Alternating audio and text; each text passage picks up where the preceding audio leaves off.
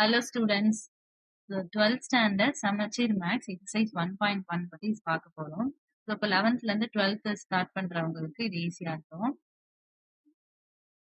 First exercise 1.1ல first sum என்னன்னா find the adjoint of matrix. இப்போ சம் போறதுக்கு முன்னாடி ஃபர்ஸ்ட் ஒரு இன்ட்ரடக்ஷன் பார்த்துக்கலாம்.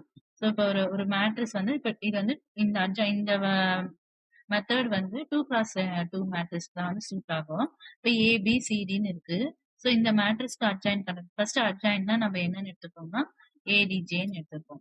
இப்போ அட்ஜாயின் கண்டுபிடிக்க என்ன பண்ணோம்னா இந்த இந்த டயக்னல் மெயின் டயக்னல் வந்து எலமெண்ட்ஸ் வந்து பொசிஷன் இன்டர்சேஞ்ச் ஆயிடும். ஏ இங்க இருக்க ஏ கீழே டி மேல போயிடும். இப்போ டி ஏன்னு வந்துடும்.